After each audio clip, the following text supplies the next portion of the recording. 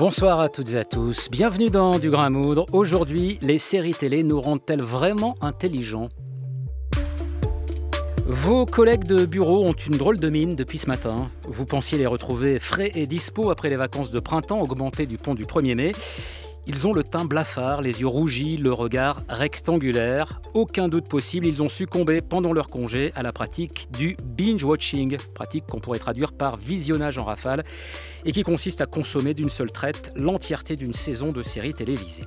Alors, à défaut de collègues répondant à ces critères, vous pourrez croiser de tels spécimens à Lille jusqu'à la fin de la semaine. La ville accueille le festival Sérimania, véritable référence depuis quelques années déjà en matière d'événements culturels autour de la série télé. Une marque de reconnaissance parmi d'autres pour un genre qui fut longtemps cantonné à sa plus simple expression, celui d'un passe-temps populaire sans grand intérêt sur le fond comme sur la forme, qui ne méritait pas en tout cas que l'on s'y attarde. Ce temps-là est révolu, il y a des colloques qui leur sont consacrés, des thèses, des cours à l'université, des livres qui en font l'exégèse, car les séries, nous dit-on, ne se contentent plus de nous divertir, elles nous renseignent sur le monde dans lequel nous vivons, mieux, elles nous façonnent. Mais les séries télé nous rendent-elles vraiment intelligents ? C'est la question du soir en compagnie de 3 spécialistes de la série télé, à commencer par vous, Marjolaine Boutet, bonsoir. Bonsoir. Vous êtes historienne, maîtresse de conférences en histoire contemporaine à l'université de Picardie Jules Verne. Vous travaillez donc sur les séries télé, vous avez commis plusieurs ouvrages.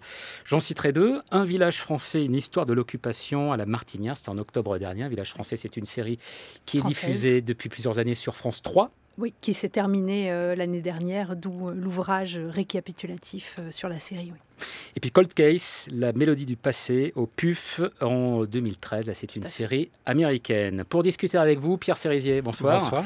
Vous êtes journaliste, auteur du blog Le Monde des séries, qu'on peut retrouver sur lemonde.fr. Vous aussi, vous avez publié plusieurs ouvrages consacrés aux séries. L'Empire de la mélancolie, l'univers des séries scandinaves aux éditions Vendémiaire, c'était l'an dernier aussi Au printemps dernier.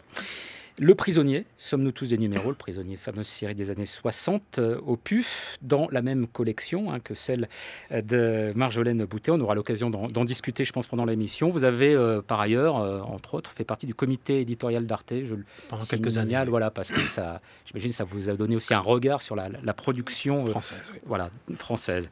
Et puis notre troisième invité, c'est un homme aux yeux carrés, pas rectangulaire, mais carré. C'est Benoît Lagan, bonsoir. Bonsoir. L'homme aux yeux carrés, c'est le sous-titre du spectacle que vous donnez depuis quelques mois, que vous allez donner encore, vous nous direz les dates, au Lavoir Moderne, notamment à Paris, dans le nord de Paris. Le Conteur catholique, ça c'est le titre du spectacle. Vous êtes par ailleurs journaliste, producteur adjoint du Nouveau Rendez-vous, l'émission de France Inter animée par Laurent Gaumard. C'est le soir, c'est à quelle heure ? De 22h à minuit. Et puis on vous connaît bien sûr France Culture, puisque vous y avez longtemps sévi dans Le Rendez-vous. Ça c'était le nom. J'y ai fait une grande série documentaire sur l'histoire des séries. Voilà, et vous êtes un passionné de séries. Est-ce que d'ailleurs, j'imagine que vous l'êtes tous, est-ce que vous êtes de gros consommateurs en tout cas de séries ? Est-ce que vous seriez capables les uns et les autres d'évaluer peut-être le temps que vous y consacrez chaque semaine, Marjolaine Boutet ? Moi, c'est mon travail. Donc là, je suis en train de préparer une HDR sur des séries et la Seconde Guerre mondiale. Donc effectivement, là, en ce moment, je passe mes journées avec une série de 1970 qui s'appelle A Family at War, qui parle donc d'une famille pendant la Seconde Guerre mondiale. Et pour la petite histoire, c'est là où les parents de Benedict Cumberbatch se sont rencontrés. Donc là, les fans deviennent fous, mais c'est voilà. Donc, je ne dois pas faire partie des fans parce que Benedict Cumberbatch, c'est le comédien qui joue Sherlock et que l'on trouve au cinéma dans Doctor Strange, par exemple. D'accord, ah oui, c'est beaucoup plus clair pour moi. Pierre Cérizier, vous, votre consommation hebdo ? Non, c'est quotidien. C'est quotidien. Ouais. Les mauvaises habitudes, on les garde et on les répète tous les jours. C'est difficile d'évaluer en volume horaire. Ça varie un peu en fonction des jours, mais pour donner une amplitude, ça peut aller de peut-être 3 à 6 heures, quelque chose comme ça, quoi, un quart de votre temps de veille à peu près, je dirais. Vous allez réussir à tenir 40 minutes sans regarder une série télé ? Vous avez prévu une petite dose pendant l'émission ? Alors je suis plutôt un ayatollah sur la question du visionnage. C'est qu'en fait, je ne peux pas regarder ça sur un écran trop petit parce que l'âge aidant et les lunettes n'apportant pas de solution, je ne vois pas assez bien les images. Bon, Benoît Lagan, vous, pour vous connaître un petit peu, je sais que vous en parlez beaucoup des séries télé, mais pour en parler autant, il faut en regarder énormément. Oui, on en regarde. Enfin, moi, j'en regarde beaucoup. Après, contrairement à mes deux comparses, j'ai une partie de mon travail qui m'oblige à lire, à voir beaucoup d'autres choses qui ne sont pas des séries. Donc, ça me bloque en fait dans mon temps pour pouvoir voir autant de séries. Donc, je scinde en fait entre les séries que je vais voir pour le travail ou pour ce que j'ai à faire en termes de critique. À l'occasion, vu que je critique les séries via Sérierama, la petite vidéocast de Télérama, par exemple, de Pierre Langlais. Donc là, j'ai des séries un petit peu commandées. J'ai Télérama qui me dit, il faudrait voir cette série, regarde. Donc j'ai des temps que je m'organise pour ça. Et ensuite, il y a les séries que je regarde encore pour le plaisir. Et celles que je n'analyse pas ou que j'analyse par accident.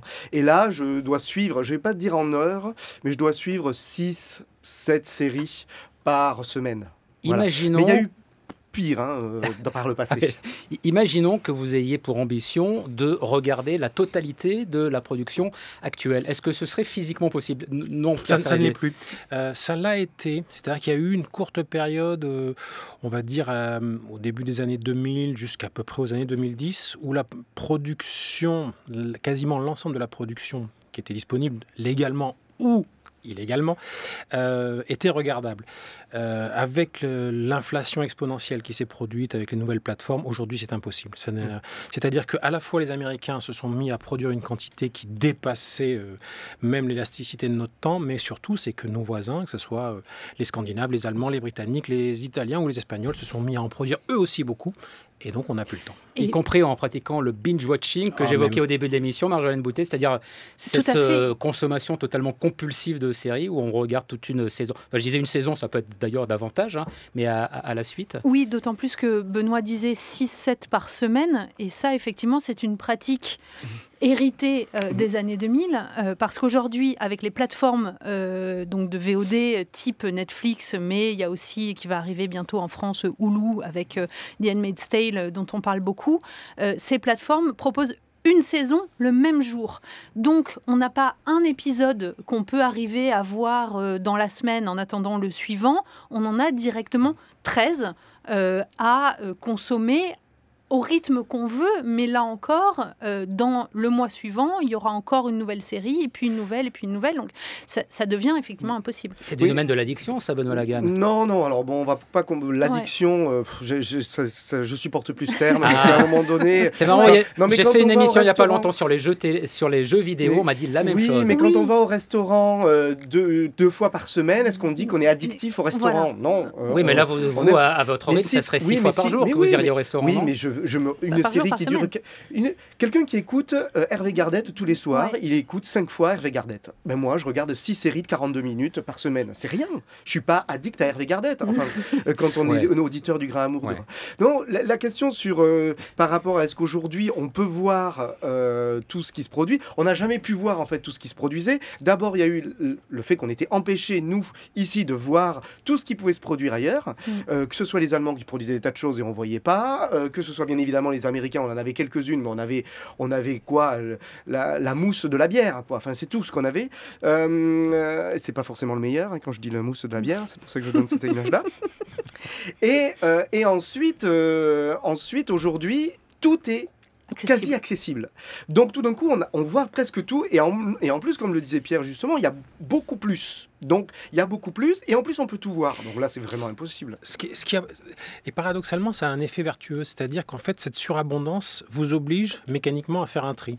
C'est-à-dire qu'autrefois, finalement, si vous aimiez ça et que vous aimiez en consommer en grande quantité, vous pouviez regarder aussi des choses qui n'étaient pas forcément très intéressantes, mais ça remplissait votre journée. Bon. Aujourd'hui, vu le nombre, en fait, vous êtes contraint de faire un tri. Alors, vous pouvez toujours avoir des plaisirs coupables, c'est-à-dire qu'il y a des choses qui ne sont pas forcément très recommandables, mais que vous continuez à regarder discrètement, caché sous votre couette, et personne ne vous voit, et voilà. Mais en fait, cette surabondance, c'est comme si vous étiez devant une espèce de gigantesque bibliothèque et que vous aviez envie de lire. Voilà. Il y a un moment, vous n'allez pas pouvoir tout lire, donc il va falloir choisir un livre, et vous allez essayer de choisir celui qui vous convient le mieux, celui qui vous distrait, celui qui vous attire le plus. Dans un article que vous avez signé pour la revue Nectar, tard, Marjolaine Boutet, vous citez une phrase d'Umberto Eco à propos des séries, qui dit « La série répond aux besoins infantiles d'entendre encore et toujours la même histoire ». Alors, puisque la question qu'on pose ce soir, c'est les séries nous rendent-elles vraiment intelligents ? En tout cas, est-ce qu'on peut dire qu'elles font appel à une espèce de désir quand même. Alors, je ne vais pas parler d'addiction parce que sinon Benoît Lagan va s'énerver.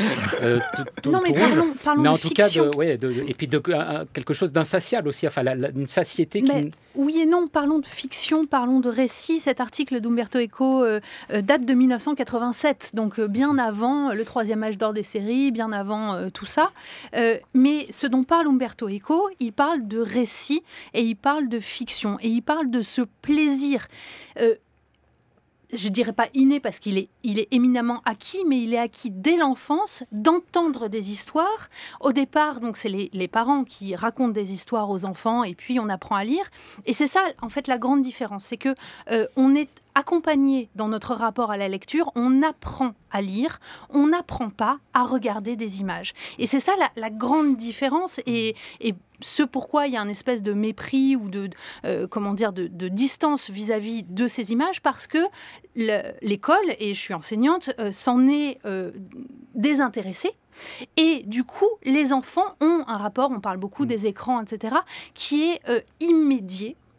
Et par conséquent, ces fictions-là, il faut aussi, à mon sens, et c'est ce pourquoi on se bat les uns et les autres autour de cette table, il faut la remédier pour apprendre à lui donner du sens, pour que ça devienne quelque chose qui enrichisse notre vision du monde et qui enrichisse nos relations au monde et aux uns avec les autres. Alors, vous avez cité la date de 1987 pour cet article d'Umberto Eco. À cette époque-là, Benoît Lagan, vous devez être encore un adolescent dans le spectacle que j'évoquais en début d'émission, le compteur cathodique. Non, mais je le dis parce que vous racontez justement comment les séries vous ont formé et vous ont occupé votre temps lorsque vous viviez dans le département du Lot. Comment ça a été aussi une fenêtre ouverte sur le monde. Alors, je vais peut-être faire une petite exactitude par rapport à la date, mais j'imagine qu'en 1987, notamment, vous regardiez ça à la télévision.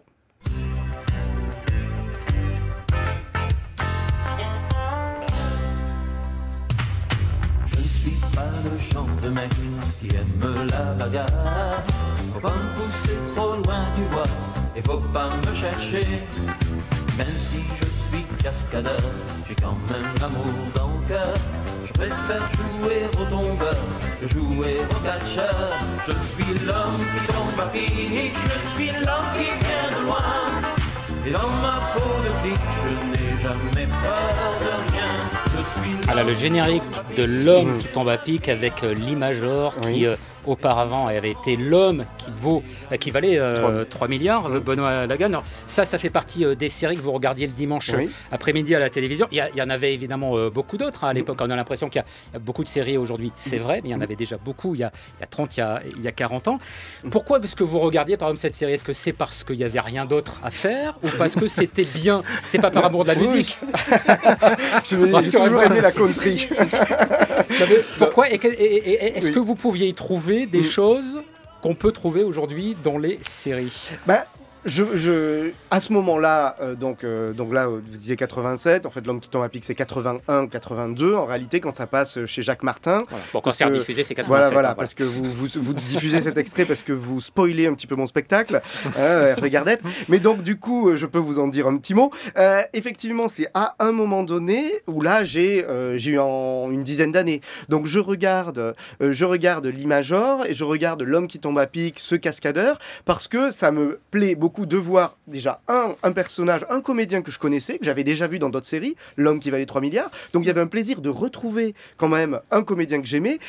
Un comédien qui était cascadeur pour Hollywood. Donc j'avais l'impression, moi, enfant, de voir Hollywood. Donc ça me plaisait vachement pour ça. Quand aujourd'hui je le revois, bien évidemment, je vais voir, en tant que critique de série, les faiblesses scénaristiques. Sauf que quand je le revois aujourd'hui, j'y retrouve le plaisir que j'avais de la petite Madeleine, qui n'est pas forcément la super Madeleine de Mémé, mais qui est la Madeleine industrielle, mais qui n'est pas mauvaise non plus.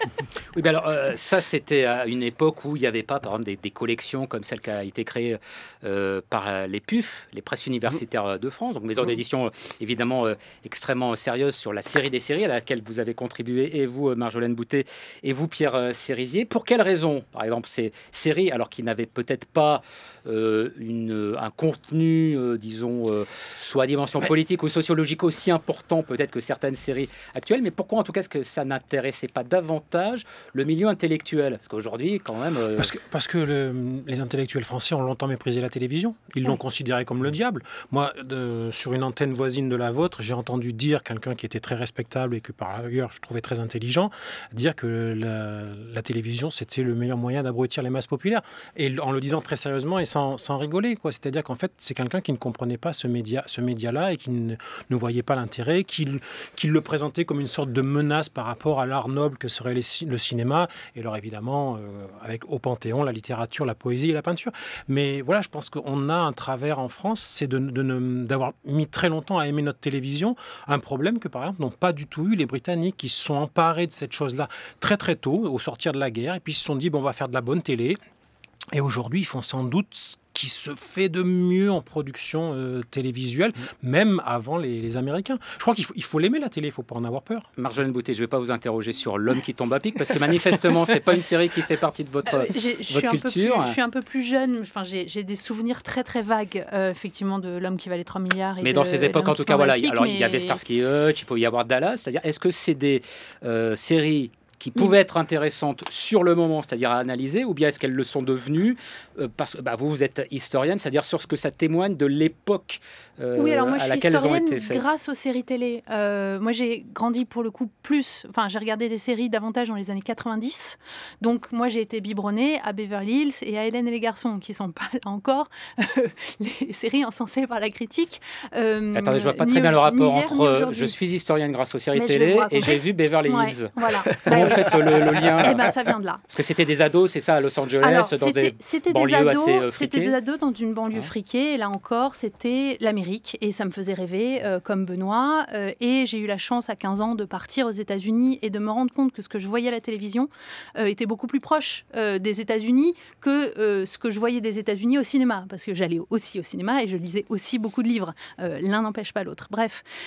Et dans un épisode de Beverly Hills, dont je me souviens mal, mais il n'empêche, il y avait un ancien combattant de la guerre du Vietnam, un SDF, qui était ancien combattant de la guerre du Vietnam et que Brandon Walsh, qui est le gentil de la série, recueille à la maison. C'est un épisode de Noël, donc tout se passe bien, etc. Et bref, le papa Walsh est lui aussi un ancien combattant de la guerre du Vietnam et cette guerre du Vietnam crée un lien immédiat entre les deux et qui fait que Papa Walsh se dit que ce SDF, il est formidable. Et on se demande à un moment même si c'est pas le Père Noël. Enfin bon.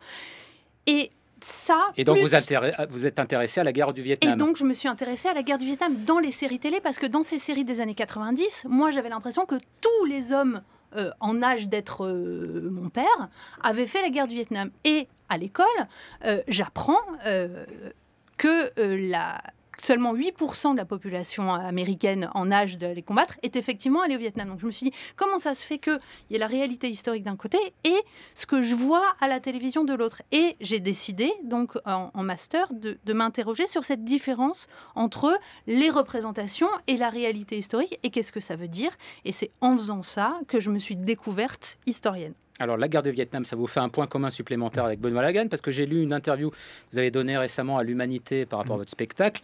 Vous évoquiez notamment la série Magnum, qui se passe à Hawaï, c'est ça hein Oui. Et vous disiez, devant Magnum, on comprend ce que ça pouvait représenter d'être un vétéran traumatisé du Vietnam. Mais ça, vous ne le pensiez pas à l'époque. Est-ce que c'est pas un peu exagéré aussi, l'interprétation qu'on fait d'une série pour lui donner peut-être aussi un vernis culturel et une légitimité?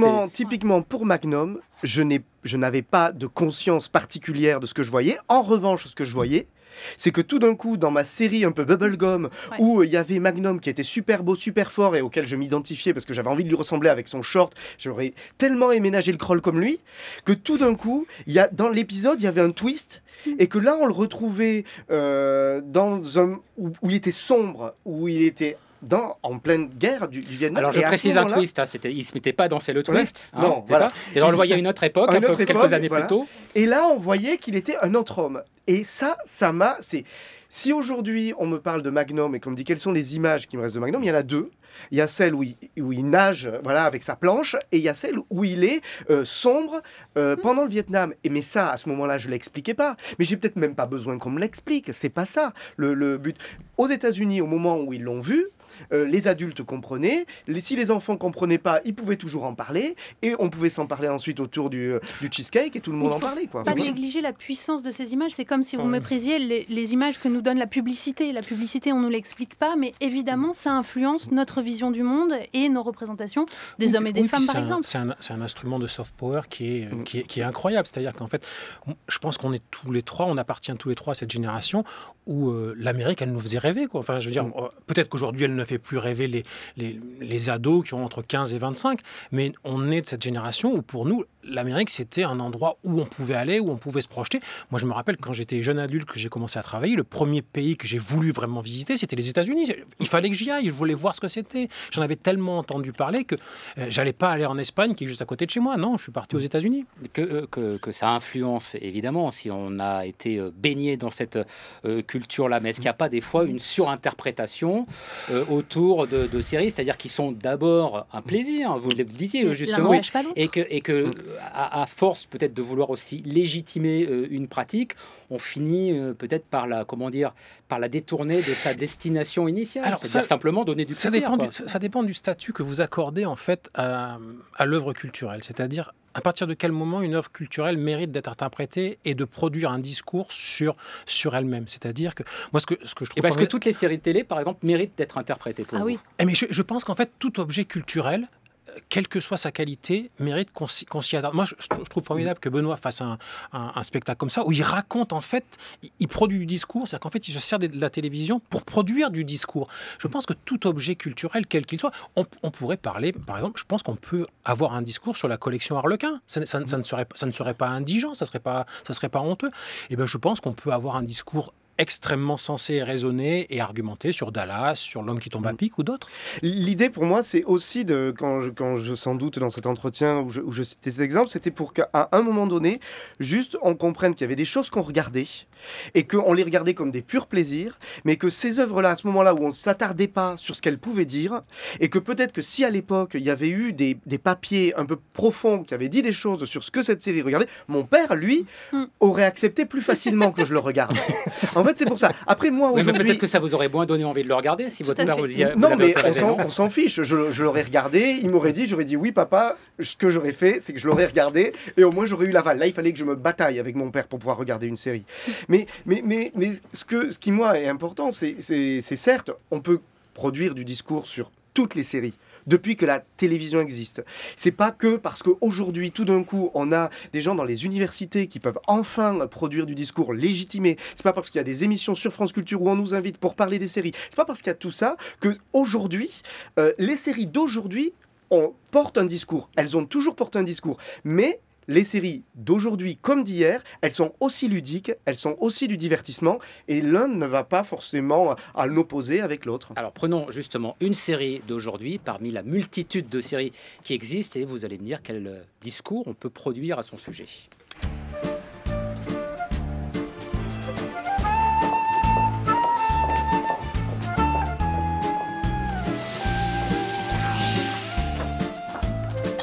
Ah ben, je suis moi. Oh, je vais me faire prendre en photo. Non, ça m'étonnerait que ça prenne des photos. Ah ben voilà. Camille Freinet, photographe. Ça doit être ma cliente. Et moi, je fais quoi? Je fais mannequin. Assistante. Ah ben oui, je ferais du m'en douter. Ah, bonjour. Je vous ai pas entendu entrer. Vous m'excuserez, j'ai pas beaucoup de temps, je dois partir sur un mariage. On va faire vite, mais bien. Attention, on ne bouge plus. Souriez.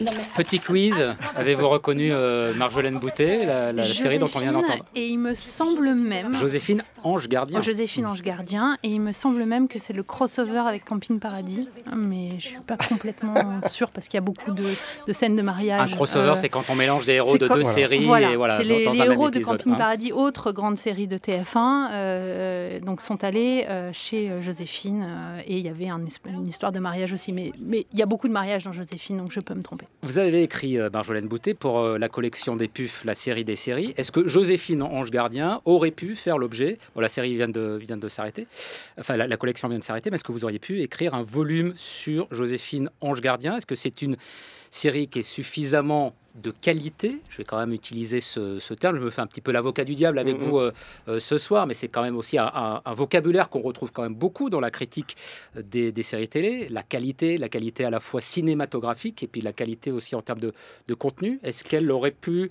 en faire partie? Est-ce qu'elle aurait vocation à être programmée à Série Mania à Lille en ce moment? Alors, d'abord, moi je suis historienne, je ne m'intéresse aux séries qu'une fois qu'elles sont terminées, parce que moi j'ai besoin d'avoir un objet clos, or une série en cours, et ce qui est le cas de Joséphine, elle n'est pas terminée. Il se trouve que j'ai rencontré il y a très peu de temps les producteurs de Joséphine Ange Gardien qui vont, je l'annonce, faire voyager Joséphine dans le temps, comme dans Cold Case. Donc oui, bien sûr que ça m'intéresse en tant qu'historienne de voir comment ce personnage, qui est un personnage extrêmement aimé, qui fait partie des référents culturels des Français, va traverser le temps et quelle va être leur vision de l'histoire, quels vont être les messages qu'ils vont faire passer en prime time sur TF1 pour des millions de téléspectateurs. Donc oui. Vous êtes quand même d'accord que le personnage qui est joué par Mimi Mati et Joséphine Ange Gardien, certes, il est très populaire, il est très aimé, mais on ne peut pas dire qu'il est tout à fait la carte en termes de héros de série. Enfin, il a beaucoup moins que, je ne sais pas, moi, par exemple, je ne sais plus comment s'appelle dans la série, le héros de House of Cards, qui est joué par Kevin Spacey. Bon, même s'il a un peu moins la carte aujourd'hui. Hein, bon. Mais non, Benoît Lagan. Oui, bien évidemment, on ne va pas s'intéresser de la même manière à Joséphine Ange Gardien qu'à House of Cards. Ça, c'est une évidence. Ensuite, la série... Moi, Joséphine Pourquoi Ange c'est Gardien... une évidence, d'ailleurs? Non, mais c'est une évidence par rapport au monde tel qu'il est aujourd'hui. En France, dans la façon dont on observe les productions. Joséphine Ange Gardien, moi, je pense, pourrait être étudiée. Je pense qu'il y aurait quelque chose à étudier sur savoir comment ça a été produit, comment ça a été écrit, avec quelles règles, Parce que aussi dans Joséphine Ange Gardien, on a une série, certes avec un personnage qui revient régulièrement, mais avec des histoires qui se terminent chaque fois. Donc il n'y a pas d'évolution de personnage. Voilà, donc. Que veulent dire chaque épisode de Joséphine Ange Gardien? Pourquoi pas? Ça peut être étudié. L'histoire de la qualité, ça après, c'est qu'est-ce qu'on attend d'une série? Qu'est-ce qu'on recherche? Moi, quand on revoit aujourd'hui certains instits qui fonctionnaient sur le même principe, les instits de la série de Gérard Klein, on va voir que tel unitaire de l'instit portait un regard intéressant sur le suicide, par exemple. Le sujet en lui-même était intéressant. La façon scénaristique de l'aborder n'était pas inintéressante, mais que la réalisation peut être laissée à désirer. Bon, ben, pourquoi pas? On peut produire c'est sûr là. Et puis d'autres, on va voir qu'il y a des épisodes de Navarro. Le premier épisode de Navarro, typiquement, il était filmé comme un bon polar des années 80, avec une caméra ras le bitume, et pourtant l'image qu'on a encore de Navarro, c'est l'image d'un flic qui joue toujours la même histoire, avec Roger Hanin qui apprend plus ses lignes de dialogue, parce que finalement il finit par jouer toujours la même ligne de dialogue. C'est cette image qu'on a là. Mais sauf que quand en même temps, c'est aussi un peu le principe de la série, c'est-à-dire qu'il faut quand même qu'on se sente en terrain familier. Moi, ce qui m'intéresserait sur Joséphine Ange Gardien, c'est de savoir un peu comment le personnage est perçu par ceux qui regardent. Qu'est-ce qu'ils aiment quand ils suivent Joséphine? Parce que ça, je trouve que c'est vraiment intéressant, parce que quelle que soit la série, le rapport qu'a son public avec sa série, ça, il faut surtout pas le mépriser. Pierre Salier. Oui, et puis moi je pense que toutes les séries remplissent une fonction, c'est-à-dire que la série, ça n'est pas, ça ne doit pas devenir un marqueur social, c'est-à-dire que ça ne doit pas ségréguer, c'est-à-dire que Joséphine Ange Gardien, dans la programmation de la télévision française, elle remplit un office, elle remplit une fonction, c'est-à-dire qu'il y a des gens qui vont passer un bon moment, ils vont suivre un divertissement. Tel soir dans la semaine, ils n'ont pas forcément envie de s'interroger, d'approfondir un certain nombre de thèmes. Des thèmes sociaux ou des thèmes moraux ne sont pas évacués de Joséphine Ange Gardien. Simplement, ils sont abordés de manière un peu plus légère, un peu plus compréhensible, un peu plus simplifiée, mais ils sont présents. Effectivement, si vous regardez des choses extrêmement complexes, je ne sais pas, même comme House of Cards, où on a une représentation de la politique qui est assez noire, assez cynique, ça fait appel à une connaissance de la machine politique qui est un peu plus évoluée, un peu plus structurée. Mais l'une ne concurrence pas l'autre, c'est-à-dire qu'on ne peut pas les mettre en regard. Oui, mais vous dites la série ne doit pas ségréguer, mais est-ce que ça n'est pas déjà ce qui se passe peut-être aujourd'hui dans la production de séries? Alors, en tout cas, d'essayer de toute œuvre culturelle, si vous voulez. Et est-ce qu'il n'y a pas aussi un discours, mais est-ce que le discours aussi sur les séries ne contribue pas peut-être à ségréguer? C'est-à-dire, il y a ce qui est la bonne série, ce qui est la qualité, alors plutôt la qualité américaine. Regardez, quand Canal+, par exemple, quand Canal+ lance ses séries, il ne parle pas de séries, il parle de, comment c'était, de création, c'est ça? Création originale, c'est quand même un petit peu, Alors moi, je vais parler pour moi, je ne vais pas parler pour mes confrères. J'essaie, autant que faire se peut, c'est quand je produis un discours sur une série, la question n'est pas de savoir si j'aime ou si j'aime pas, la question est de savoir qu'est-ce qu'elle contient, comment on peut comprendre ce contenu et quel intérêt ce contenu peut avoir pour le spectateur. À partir de là, il se fera son idée, je lui fais entièrement confiance, je crois en son intelligence et sa capacité de compréhension, ça lui plaît, ça ne lui plaît pas, mais je ne lui dis pas « regardez ça parce que c'est bien » ou « regardez pas ça parce que c'est pas bien ». Benoît Lagagne, ensuite Jolène. Moi, je pense qu'il y a... tout dépend quel type d'objet est étudié et où il est étudié. Moi, je crois que à force de toujours observer certains types de séries, qui sont ces séries qu'on appelle séries entre guillemets d'auteur, parce qu'elles sont disponibles sur des plateformes particulières, réalisées, écrites par des gens identifiés par des critiques ou par des intellectuels, alors on va les observer en disant ça c'est bien, et puis parce que ce serait sur un autre canal, ou parce que ce serait une série beaucoup plus populaire, du coup, on ne daigne même pas s'y intéresser. Un exemple, il y a quelques années de cela, et une dizaine d'années, quand à France Culture, j'avais fait avec mon ami Éric Vera la série documentaire sur l'histoire des séries télévisées, l'Amérique en 24 épisodes. On avait choisi comme générique pour cette série documentaire le générique de la série Friday Night Lights. Une série qui, à l'époque, Friday Night Lights, série sur le football américain, sur une ville du Texas, au fin fond du Texas, dans un lycée, des footballeurs américains et puis leur famille, et puis bon, voilà. Et on avait choisi ce générique parce qu'on trouvait que c'était ce qui nous plaisait le plus dans ce qu'on attendait d'une série télévisée. Or, au même moment, dans Télérama, Friday Night Lights passait sur Énergie 12. Imaginez ce qui s'est passé à Télérama. Ils se sont dit série de Énergie 12 avec des ados qui sont même pas boutonneux, qui s'intéressent au Texas et au football américain. On va refourguer ça à je sais pas quelle critique de Télérama parce que franchement ça n'a aucun intérêt. La personne a regardé, a dit que c'était nul, a mis un carré rouge, alors que 3 ans plus tard, parce que tout d'un coup, alors est-ce que parce que nous on en avait fait à France Culture, on en avait dit du bien, et que d'autres après ont fait la même chose aux Zinrock, il y a eu un gros papier, etc. 3 ans plus tard, ça devenait la série qu'il fallait voir. Pour autant la série, elle a changé. Hein. Mais est-ce qu'aujourd'hui, les séries télé sont toujours justement confrontées, peut-être en tout cas certaines, à cette question de la légitimation? Ou bien est-ce que ce travail-là, il a quand même été fait, peut-être, notamment d'ailleurs, grâce à un travail universitaire? C'est que ça a un problème. Vos questions prouvent que la question se pose encore, ou en tout cas que certains se posent ou aiment se poser la question, parce que je pense que ça rassure de mettre de la hiérarchie. Mais on a le même débat autour de la littérature et des Marc Lévy et des Guillaume Musso qui, parce qu'ils sont lus par des millions de gens et principalement un public populaire, ne feraient pas de la littérature, alors que d'autres, comme Amélie Nothomb ou je ne sais qui, sont portés au nu parce que ce serait de la littérature, etc. Donc, encore une fois, c'est de la fiction, et donc il y a des récits qui proposent une vision du monde complexe, et donc qui plaisent à un public plus élitiste, etc., parce qu'il y a une difficulté d'accès et qu'on nous a appris depuis tout petit que la culture, c'est compliqué, qu'il faut le mériter, etc.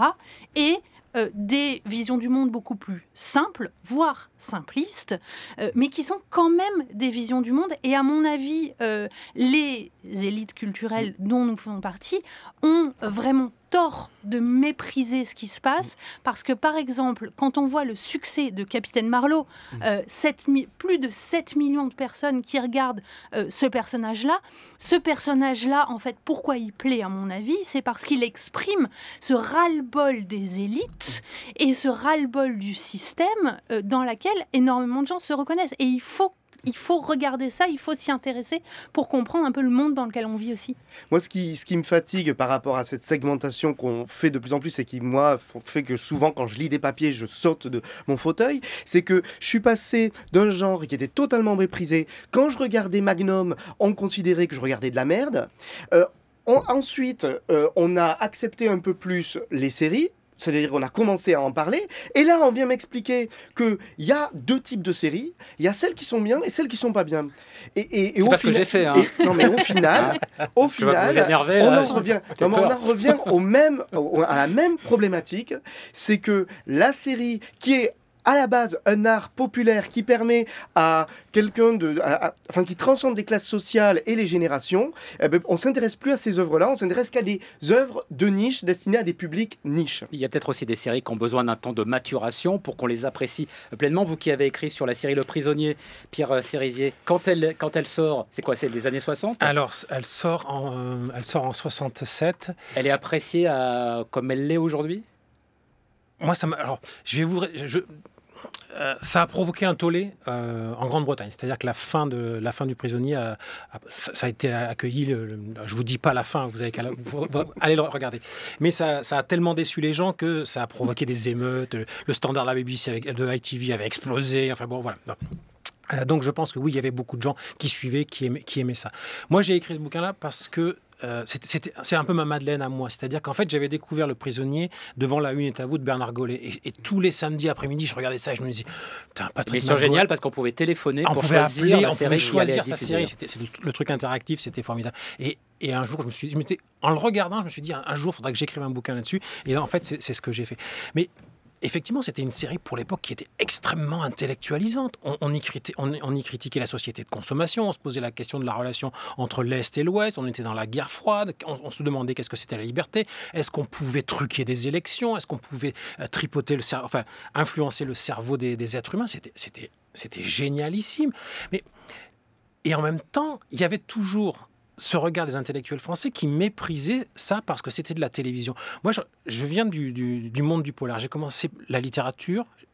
Mon apprentissage de littérature, ça a été le roman policier. Et quand je lisais des romans policiers, je sentais bien que c'était les romans de gare, c'était les romans qu'on laissait sur les banquettes de train. Vous savez, les vieilles Micheline qui passaient au fin fond de la province. Et je me disais, mais bon sang, mais c'est quand même vachement mieux que Stendhal. Je veux dire, Raymond Chandler, c'est mieux que Stendhal. Et mon prof de français ne comprenait pas. Mais j'ai jamais pu lui faire comprendre. Mais en même temps, je suis venu ensuite à la littérature classique, sans doute par une littérature secondaire qui aujourd'hui est vénérée. Cela dit, dans la littérature aussi, il y a eu ce processus-là. Hein. Je renvoie à nouveau à l'article que vous avez signé pour Nectar, Marjolaine Boutet, sur les romans feuilletonnés. Balzac en a fait, par exemple. Là aussi, ça a peut-être mis du temps à être véritablement, apprécié, mais c'est quand même de très très grands auteurs. Et aujourd'hui, personne ne songerait à remettre en cause Balzac. Je voudrais juste qu'on termine, sauf si vous vouliez dire quelque chose là-dessus. Non, simplement que Dumas est rentré au Panthéon un siècle après Victor Hugo. Voilà, donc on ne sait pas, peut-être que Joséphine Ange Gardien y entrera un jour, elle aussi. Vous allez nous dire, vous en tout cas Marjolaine Boutet, pourquoi est-ce que vous avez écrit donc sur cette série-là ?